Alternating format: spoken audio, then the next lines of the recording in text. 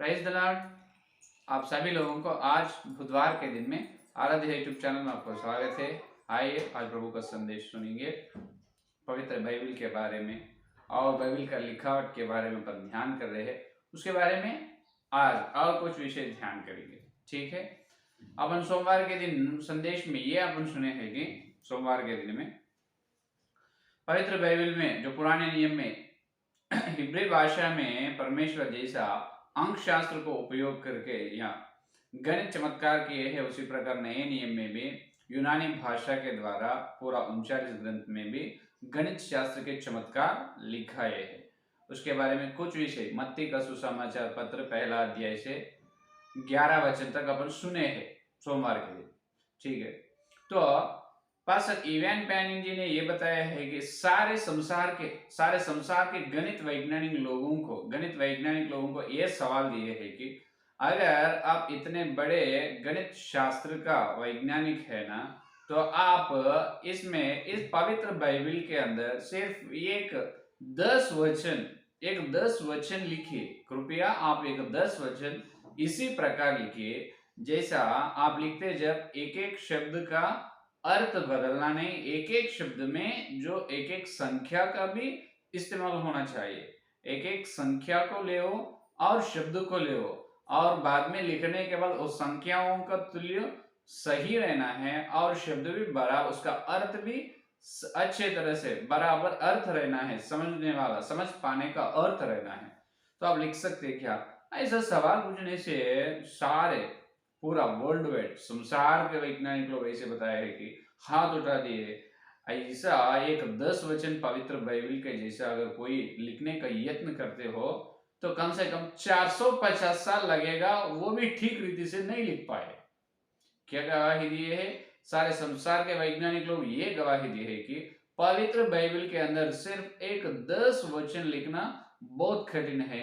अगर वैसा लिखने का यत्न कर पाए, करने से 450 साल लगेगा सिर्फ एक 10 वचन लिखने के लिए। तो इतने बड़े श्रमा का काम, इतने बड़ी मेहनत की काम कोई नहीं कर पाते। ये मनुष्यों से होगा नहीं, ये सिर्फ पवित्र परमेश्वर के द्वारा ही होगा। इसीलिए पवित्र बाइबल परमेश्वर का ग्रंथ है, प्रामाणिक ग्रंथ है, परमेश्वर खुद लिखा है बोल के सारे संसार के वैज्ञानिक लोग गवाही दी। हालेलुया। ये देखिए कितनी सुंदर बात है। अब सुनिए, तो अभी पवित्र बाइबल को कौन लिखा है? पवित्र आत्मा ने जो 40 भविष्यवक्ताओं के द्वारा लिखा है। तो ये 40 भविष्यवक्ता लोग कैसे वाले हैं? उसमें पंडित पढ़ वाले हैं या अनपढ़ वाले हैं? अनपढ़ वाले ही ज्यादा लोग हैं। और देखिए, एक एक भविष्यवक्ता एक एक समय के वाले नहीं, एक एक भविष्यवक्ता का समय एक एक अलग समय के भविष्यवक्ता लोग हैं। तो एक भविष्यवक्ता का मुंह और एक भविष्यवक्ता देखे नहीं, ये 40 भविष्यवक्ता लोग हैं। ये 40 भविष्यवक्ताओं अलग अलग समय वाले हैं और पूरे 1600 साल पवित्र बाइबल को लिखा है। तो इसमें से ज्यादा लोग चरवाहा है, इसका मतलब यहाँ पशु चराने वाला है या गाय और भेड़ बकरे चराने वाले हैं भविष्यवक्ताओं में ज्यादा लोग।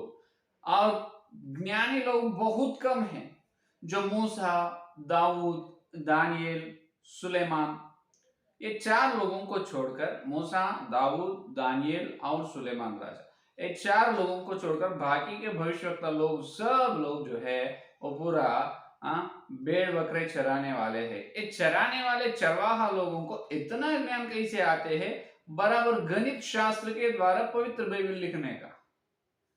समझ में? तो गाय या भेड़ बकरे चराने वाले चरवाहा लोगों को एक गणित अंक को, संख्याओं को उपयोग करते खुद संख्याओं रहना है, एक एक शब्द का अर्थ भी सही रहना है, अपन वैसा लिखना है। ऐसा उनकी विचारधारा से कैसे लिख पाते हैं? ऐसा लिखना बहुत ऐसा लिखना बहुत कठिन है, ये लिख नहीं सकते हैं। आज वैज्ञानिक लोग ही हाथ उठा दिए हैं, हम मनुष्य नहीं हो गए का, तो अनपढ़ है, तो पढ़े हुए नहीं, चरवाहा लोग कैसे लिखते हैं ऐसा ज्ञान के सुंदर पवित्र बाइबल को उन्होंने कैसे लिखते हैं, है या नहीं।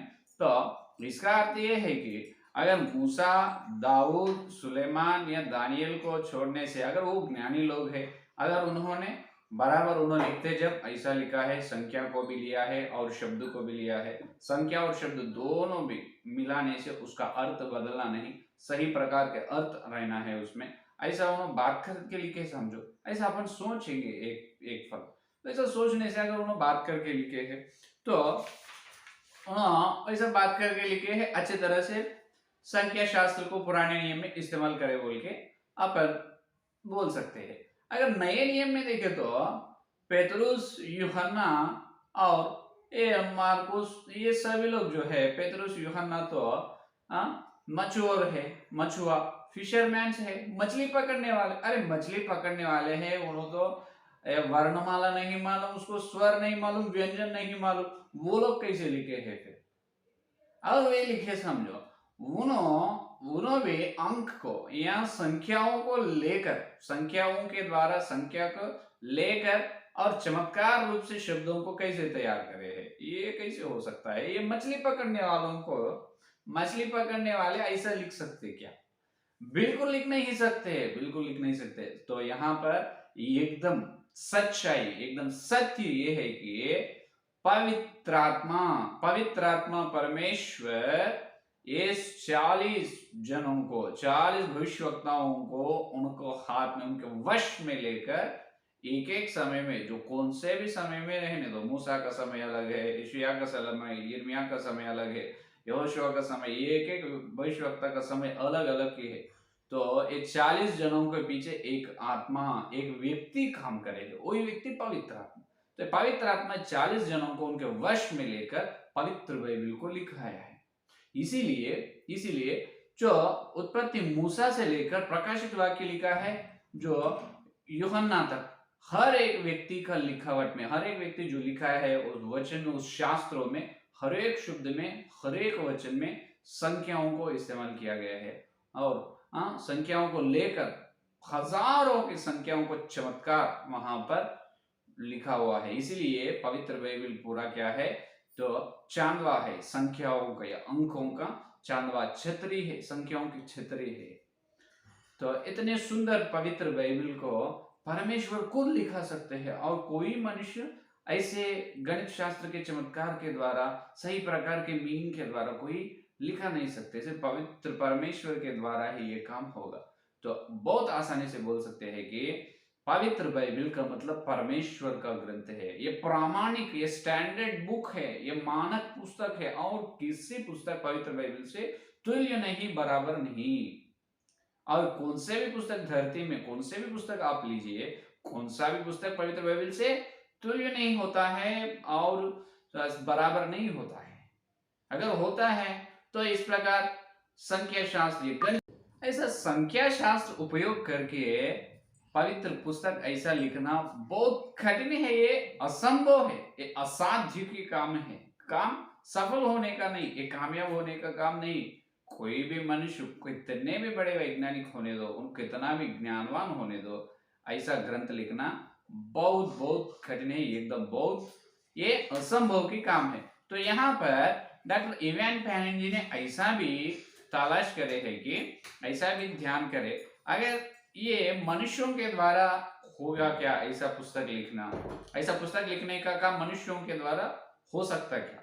इवान पैनिन जी ने ऐसा बाद में वैसा भी ढूंढकर, वैसा भी रिसर्च करके ऐसा गवाही दिए है कि 4 बिलियन ईयर्स में एक बार ऐसा हो सकता है, वो भी बराबर नहीं। 4 बिलियन ईयर्स, इसका मतलब कितने करोड़ों करोड़ों करोड़ों साल। अरे ये पवित्र बाइबल के लिखावट के लिए हुआ है सिर्फ 1600 साल, लेकिन इवान पैनिन जी ने बताया मनुष्य ऐसा ग्रंथ लिखना है तो कम से कम 4 बिलियन साल होना है। देखिए अभी कैसे वाद विवाद करते हो आप, परमेश्वर नहीं है पवित्र बाइबल और परमेश्वर का ग्रंथ नहीं है बोल के कैसे वाद करते हैं। आज जो मूर्ख लोग, जो बुद्धिहीन लोग वाद विवाद कर रहे हैं, अरे पवित्र बाइबल परमेश्वर का ग्रंथ नहीं। ठीक है, एक फल अपन ऐसा भी भरोसा करेंगे, ऐसा भी विश्वास करेंगे, परमेश्वर नहीं है, परमेश्वर नहीं है एक फल। तो बाइबल का बात क्या है? फिर बाइबल कौन लिखा है? कौन लिखे हैं? कौन लिखा है नहीं तो कौन लिखे हैं? ऐसा पूरा संख्या शास्त्र के द्वारा संख्याओं को उपयोग करके, ऐसा संख्याओं का बड़े बड़े चमत्कार के द्वारा एकदम सही सत्य अर्थ, सच्चाई अर्थ उसमें रहना है। एक एक शब्द का, एक एक वचन का मतलब, एक एक शब्द या एक एक वचन का अर्थ सही प्रकार से रहना है, उसके अंदर संख्याओं मिलकर रहना है। तो ये ग्रंथ कौन लिखा है? फिर परमेश्वर नहीं। तो ये ग्रंथ कैसे आए? कौन लिखा है इसको? बोलिए। कोई भी नहीं लिखे पास्टर जी, वो अचानक आ गए वैसा सोचना है, वैसा अपन विश्वास, परमेश्वर नहीं है जैसा विश्वास कर रहे, ये पवित्र बाइबल भी अचानक आ चुके हैं वैसा भी अपन विश्वास करना, ऐसा विश्वास करने के लिए शर्म लगता है। क्या विश्वास कर सकते हैं क्या अपन? बिल्कुल नहीं। जब एकदम सबूत है, अपने सबूत दिख रहे हैं, इब्री भाषा या यूनानी भाषा में पवित्र बाइबल को परमेश्वर कैसे लिखाया है, उसके अंदर संख्याओं का चमत्कार कैसे किया है, कितने सुंदर बातें यहाँ पर पवित्र आत्मा अपने को दिखा रहे हैं। तो पवित्र आत्मा ने उनके वश में लेकर 40 जनों के भविष्यवक्ताओं के द्वारा ग्रंथ को लिखाया है। ये एकदम मानक पुस्तक है, मानक ग्रंथ है, ये स्टैंडर्ड बुक है। और कोई पुस्तक पूरे धरती में, और कोई पुस्तक पवित्र बाइबल से कभी भी तुल्य नहीं होगा, नहीं हो सकता है। तो अब देखिए, अभी और एक विषय, जो पुराने नियम में 39 ग्रंथ और नए नियम में 26 ग्रंथ, पूरा 66 ग्रंथ रहते हैं पवित्र बाइबल बोल के, ये 40 भविष्यवक्ताओं में किसी को भी कभी भी पता नहीं। ये पूरा पवित्र आत्मा परमेश्वर का जो उनका चुनाव है, उनका डिजाइन है। तो बाद में सुनिए। तो आज इस पवित्र बाइबल के लिए अपन बहुत संतोष कर रहे हैं, बहुत आनंदित है। आज तक अपन पवित्र बाइबल के बारे में, इसकी विशेषता, इसकी महत्वता के बारे में ध्यान कर रहे हैं। तो पवित्र बाइबल के अंदर कितने चमत्कार हैं।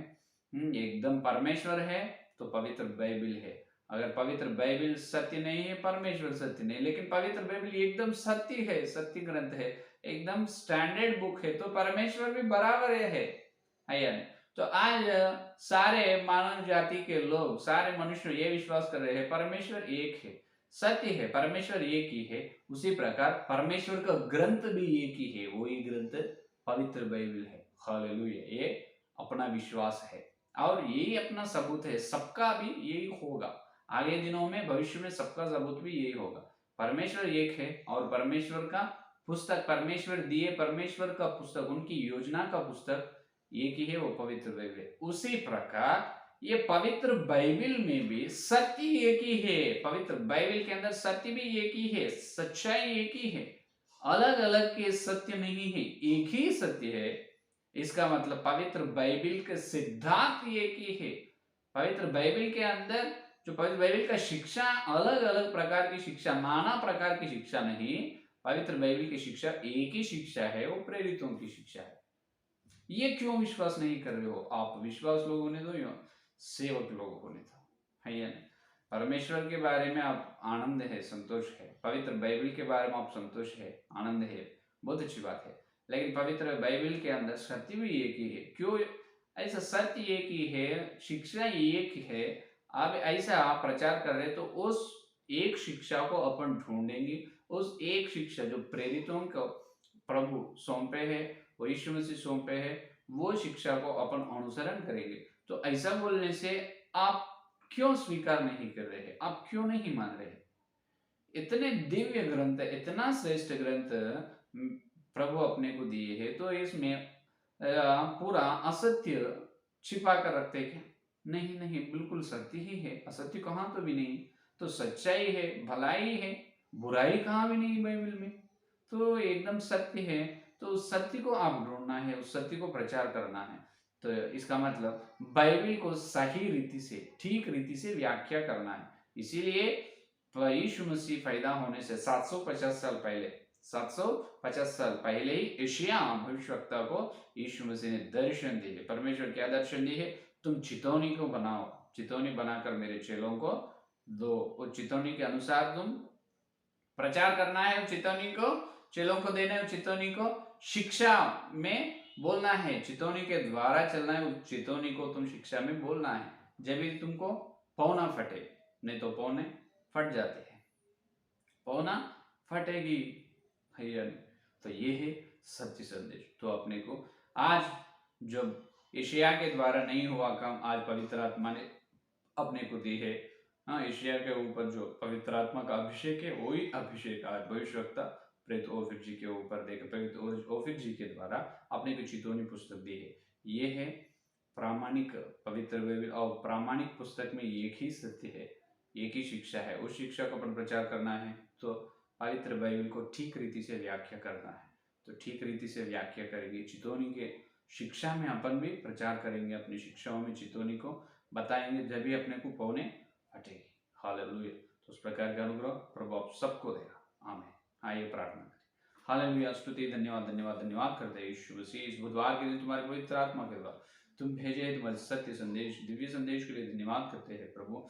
जितने लोग इस संदेश और सुनने वाले हर एक के अंदर उस संदेश को फल फलाओ प्रभु, और कल मिलते जब वचन की गहराई में और पवित्र बाइबल के बारे में, और प्रभु वचन को कैसे प्रचार करना है, कैसे व्याख्या करना है, उसको और अच्छी तरह से हम देखने का अनुग्रह दे। इस सारी प्रार्थना को यीशु मसीह के नाम से मांगते हैं। आमीन आमीन।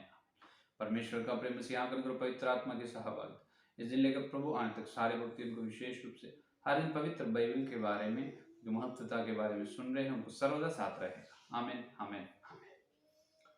Praise the Lord. धन्यवाद। कल में